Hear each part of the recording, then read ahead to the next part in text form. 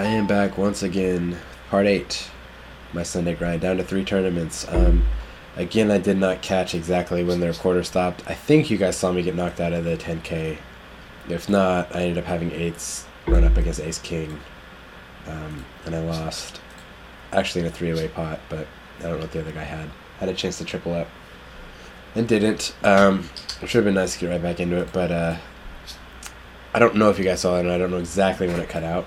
But I think I caught it right about when it left, so these are my last 3 tournaments for the day. This is the main one that I'm still in, 8K guarantee, only 16 players left, so I'm hoping to make my big score, and I got a couple other chances to make some money too, so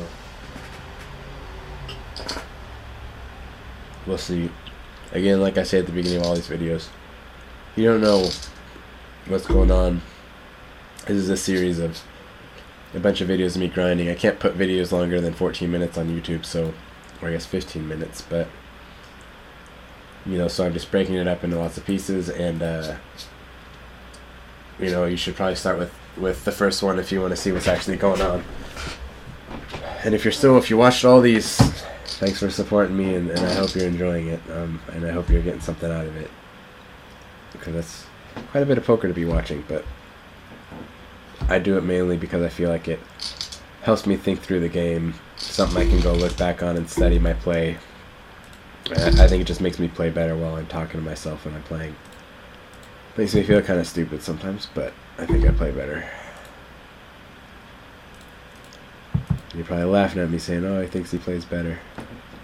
I'm sure I'm making plenty of mistakes, but I'm okay with it. I'm winning money.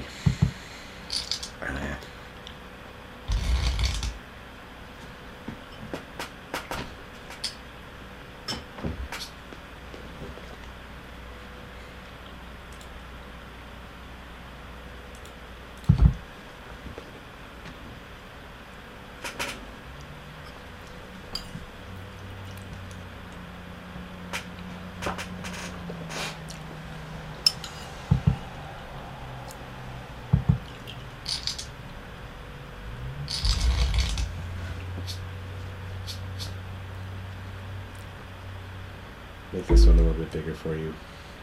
Should be watching in full screen if you're watching this, but I have the extra real estate on my screen, I might as well use it.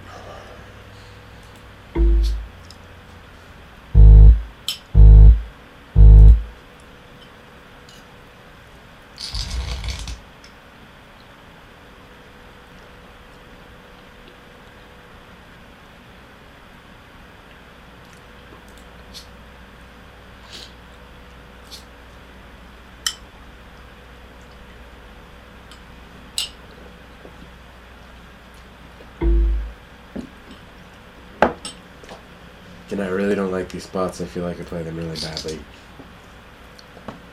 So there's not going to fold. I get in so much trouble when I try to make moves in those spots. And I lose a lot of tournaments by doing it. So it's kind of like I got to learn from what I keep doing and stop doing it. Either that or figure out what it was I'm doing wrong at some point and fix it, but I haven't been able to, so should have analyzed that situation a lot more and see what some of the pros do.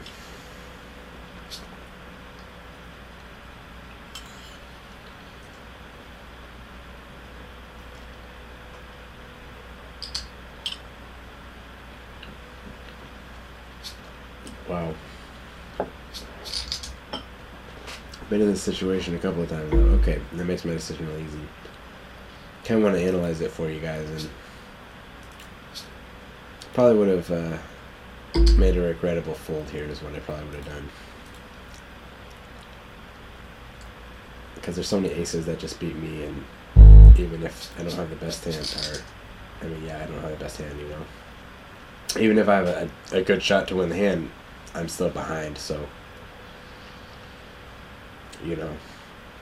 that's why I think folding the hand there is pretty good. I am crushing quite a bit of trades, like King Jacks, Queen Jacks, King Tens, those kind of hands I'm crushing. But, he's probably shoving with Ace Kings, Ace Queens, So,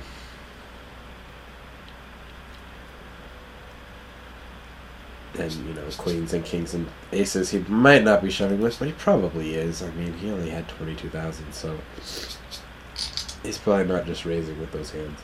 Maybe he is. But yeah, so I probably would have folded, made a regrettable fold, but would have been semi the right fold. I mean, I probably would have had just about the right odds against his A7. Everything's about if this guy didn't play. Only 10 big blinds, I'm just going with it. I guess 11, but.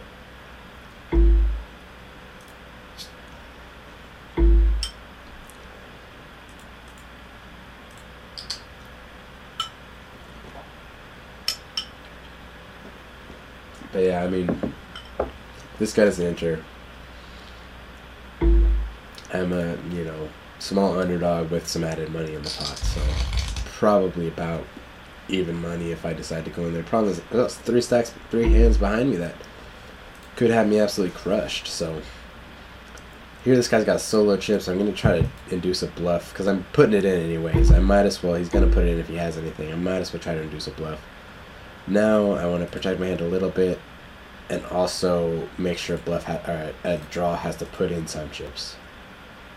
And now I'm just going to put the rest of it in and hope he calls. Probably had some sort of draw, and so I made it put in 300 chips instead of drawing it for free.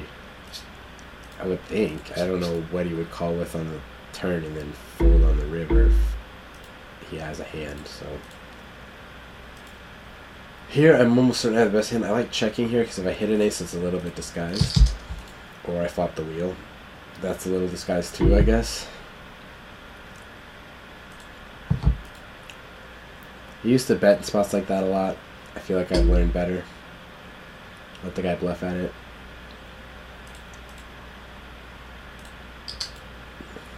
Try to make him kind of skew.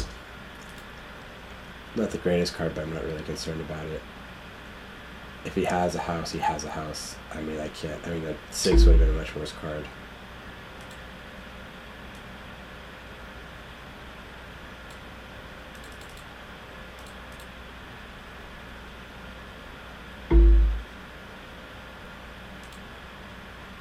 I think that's about the right size to get a call.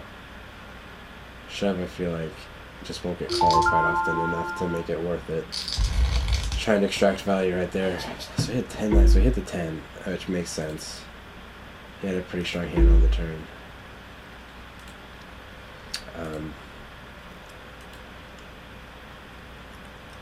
Raise from first position. One thing I noticed that gets me in trouble is when I try to mess with raises from first or really early position too often. If I don't take that into account, and I think like, oh, I have king queen, this is a hand you're supposed to re-raise with, and I start thinking like that, I get into tons of trouble because I re-raise people who are raising from really early and they have monsters. And I mean, he had 10s, but aces and kings and queens are all in his range, and his range is so much tighter than a player raising from the cutoff or the hijack. So I really get myself into trouble when I go, oh, I have king queen, this is a hand I can 3-bet with, and I'm not really taking all that kind of stuff into account. And when I don't want to call with it, I feel okay just kind of getting rid of it in middle position when there's an early position raiser. I'm also opening myself up to lots of trouble from hands behind me, so when I start getting too wide, I get too wide with my raises like that. Oh, okay. I'm very discombobulated because Locke decided to not have any of the chips in the pot. So I don't know the situation of this pot very well. Makes it a little bit easier of a fold.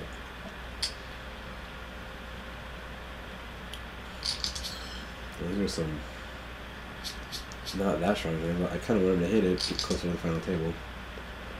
But no. I guess he didn't have a ton of chips.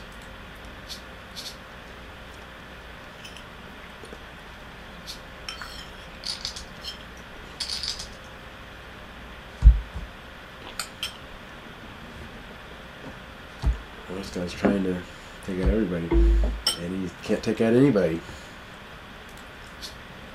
kind of too bad. So we are still stuck at 12. Yep. Good position, fourth. Rather be in first, but I'll take fourth. It's also just nice to still be around in this thing, you know? This guy doesn't seem too afraid to put his money in the pot. Plus I got position, I'll just see a flop against him. Really good flop.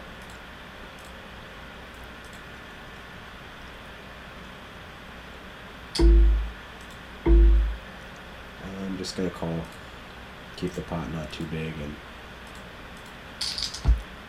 not afraid of too much, really. I mean, some two pairs you could hit. Make a small bet. Get called by a 9 or a 10 or a 5, maybe probably not a 5, but maybe a 9.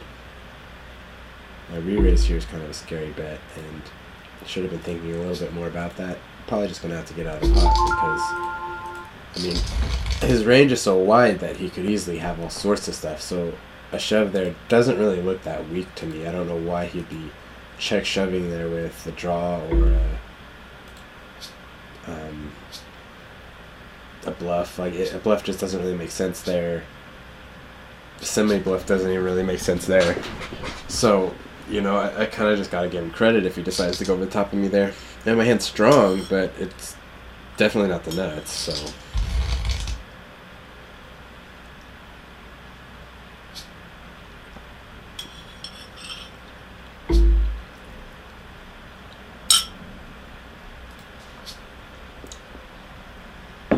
Looks like somebody got knocked out on the other table.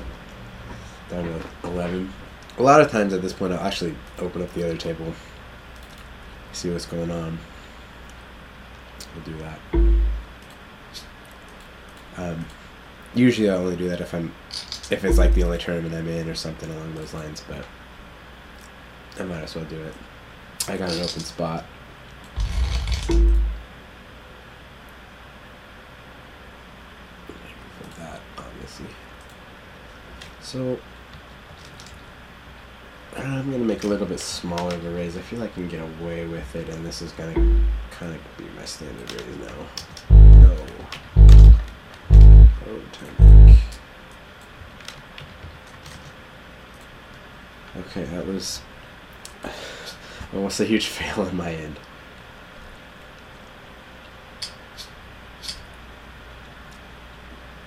Also, it is the final table bubble, so people probably won't be going that crazy.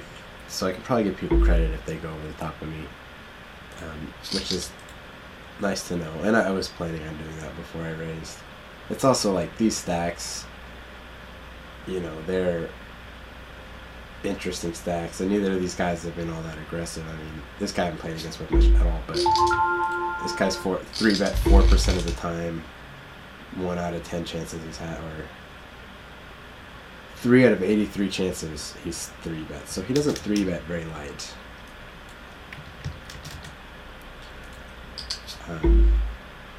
So I feel confident raising him. I really don't like raising twice in a row. I always hate doing that. But you know, when I got the hands to do it, I just kind of forced myself to. Again, I'm going to fold to 3-bet, but all these stacks, like, they really don't have stacks to 3